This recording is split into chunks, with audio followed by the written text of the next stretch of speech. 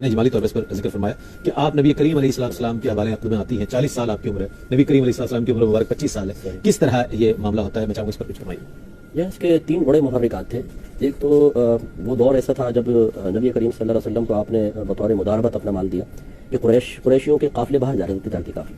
اور آپ اپنا مال اکثر مداربت پہ دیا کرتی تھی کہ مال آپ کا ہوتا تھا، عمل کسی کا ہوتا تھا، پھر اس میں پروفٹ ریشو طے کر لیا کرتے تھے۔ تو نبی کریم صلی اللہ علیہ وسلم کے بارے میں معروف تھا کہ کفار بھی آپ کو اس وقت محمد امین کہا کرتے تھے، اس سے زیادہ سرکار معروف تھے امانت داری میں۔ تو انہوں نے پھر اپنے ایک غلام تھا میسرہ نام تھا، اور ایک خاص آدمی تھا خزیمہ، انہیں کہا کہ آپ دونوں ان کے ساتھ جائیں اور ذرا دیکھیں کہ کس طریقے سے تجارت کرتے ہیں۔ تو نبی کریم صلی اللہ علیہ وسلم پھر آپ کا مال ریکویسٹ آپ کی طرف سے پہنچی، مال لیا اور پھر آپ تشریف لے گئے۔ تو ایک تو یہ دیانت دارانہ طریقے سے سرکار صلی اللہ علیہ وسلم کا تجارت کرنا اور بہترین انداز اختیار کرنا، اور اس کی اتنی برکت حاصل ہونا کہ پہلے سے کہیں زیادہ نفع ہوا، بلکہ جو آپ کے ساتھ گئے تھے عام لوگ ان کو بھی اللہ نے نفع سے نوازا، یہ خبر آپ تک پہنچی، اس سے آپ کے دل میں تحریک پیدا ہوئی۔ دوسرا، نبی کریم صلی اللہ علیہ وسلم دوران سفر ایک درخت کے نیچے تشریف فرما ہوئے جو بڑا بوسیدہ تھا، ٹوٹا پھوٹا تھا، اور اس کی جڑیں گل چکی تھیں، پتے جھڑ چکے تھے۔ تو نستورہ ایک راہب تھا جس نے آپ کو وہاں بیٹھے ہوئے دیکھا،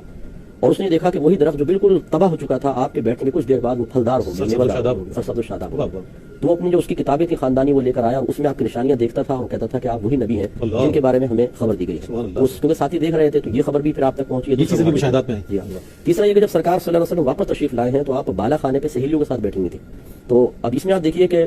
ماد اللہ آپ کافرہ نہیں تھی بلکہ آپ دین ابراہیم پر تھیں، کیونکہ اللہ تبارک و تعالیٰ نے آپ کو ایک کرامت سے نوازا کہ جب آپ نے دیکھا سرکار صلی اللہ علیہ وسلم تشریف لا رہے ہیں تو دیکھا کہ 2 فرشتے مرغ کی شکل میں سرکار کے اوپر سایہ کیے ہوئے چلتے ہیں۔ عام عورت تو نہیں دیکھ سکتی، کافرہ تو نہیں دیکھ سکتی، یقیناً اللہ تبارک و تعالیٰ نے آپ کی نگاہوں سے جو پردے ہٹائے وہ آپ کے وصف ایمانی کی طرف اشارہ کر رہے ہیں۔ تو یہ 2-3 چیزیں محرکات ایسے قوی تھے کہ جس نے آپ کے دل کو مائل کیا۔ تو پھر آپ نے ایک عورت کو خاص سرکار کے پاس بھیجا کہ ذرا ان کی مرضی پہلے معلوم کریں۔ تو اس نے کہا کہ میں یہ کام کرتی ہوں۔ اس نے جا کے سرکار سے کہا آپ شادی کیوں نہیں کر لیتے؟ سرکار نے فرمایا میں بھی اپنے پاس مال نہیں پاتا ہوں۔ اس نے کہا اگر کوئی ایسی خاتون جو بہت مالدار ہو اور آپ کو بہت چاہتی ہوں تو؟ سرکار نے فرمایا ایسا ہو تو اچھی بات ہے۔ تو انہوں نے کہا کہ اگر آپ کہیں تو میں بات کرتی ہوں۔ سرکار نے فرمایا تمہاری مرضی ہے۔ انہوں نے آ کے پیغام دیا، وہ تو پہلے تیار تھی، تو پھر فوراً آگے معاملات ہوئے، بڑوں تک پہنچے اور پھر نکاح کیا سبحان اللہ جا رہا ہے۔ مختصر فرمائے گا آپ کی وصال پر نبی کریم علیہ السلام نے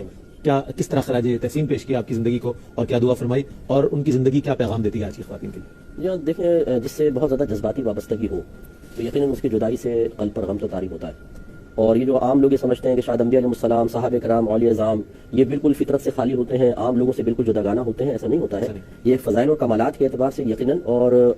کمال انسانی میں عام لوگوں سے بہت بلند و بالا ہوتے ہیں، لیکن ان کے ساتھ بھی وہی جذبات ہیں، فیلنگز وہی ہیں ان کی۔ نبی کریم صلی اللہ علیہ وسلم کے جب صاحبزادے فوت ہوتے ہیں، ابراہیم آپ کی گود میں ہیں تو سرکار کی آنکھوں سے آنسو پھیلائے، اور جب پوچھا رسول اللہ آپ بھی رو رہے ہیں تو فرمایا کہ رحمت کے آنسو ہیں، اور ان سے مخاطب ہو کے فرمایا کہ ابراہیم آپ کی جدائی پہ ہم بہت غمزدہ ہیں، لیکن ہم وہی کریں گے جو ہمارا رب چاہتا ہے۔ انا للہ و انا الیہ راجعون۔ تو یہ بہت زیادہ سرکار اس میں، اور اس کو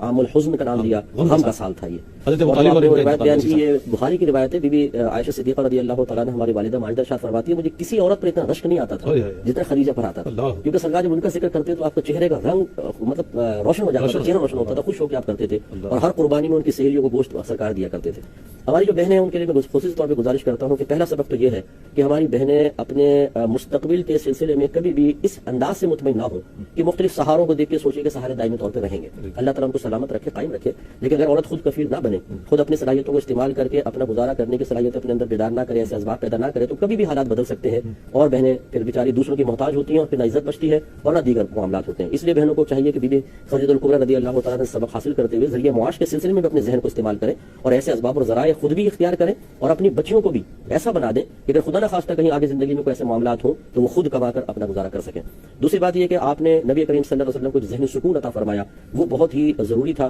تو ہماری بہنوں کو چاہیے کہ اپنے شوہروں کے سلسلے میں اسی طرح کے رویے کو اختیار کریں، یوں نہ کریں کہ ساس اور بہو کی جنگ کے اندر شوہر کو بیچارے کو نشانہ بنا کر رکھیں، وہاں ماں اس کو ٹینشن میں ڈال رہی ہے، وہاں بیوی نے اس کو تختہ مشق بنا رکھا ہے، ان کے مطالبات پورے ہوتے رہے اور یہ آدم کے بیٹا بیچارہ کس طرح ہے۔ انہیں چاہیے کہ بیوی جو ہوتی ہے وہ شوہر کے لیے بہت زیادہ کارآمد ہوتی ہے کہ گھر میں اس کو سکون فراہم کرے، اس کے بچوں کے حضرت نے فرمایا بہترین تربیت کرے کہ باپ بچوں کے بارے میں خصوصاً کم عمری سے لے کر بلوغت کے قریب ہونے تک بے پرواہ رہے کہ جو میری بیوی اس قابل ہے کہ اس کی تربیت کر دے گی۔ اور تیسری چیز یہ ہے کہ شریعت کو اپنے اوپر نافذ کرنا، جیسے ہمارے بھی بات ہوئی کہ اس وقت تعلیم اسلام تو ہے بھی نہیں، لیکن اس کے باوجود اگر بعد میں آنے والی تعلیمات اور ان کے عمل کا موازنہ کیا جائے تو سر منہ بھی اس سے فرق نظر نہیں آتا، اور آج تو تمام دین اسلام سکھا دیا گیا، اس کو سیکھیں، اس پہ عمل کریں تو انشاءاللہ ان کے طریقے پہ چل کر اللہ کی بارگاہ سے بہت خوبصورت اور جامع پیغام اپنے ارشاد فرمایا۔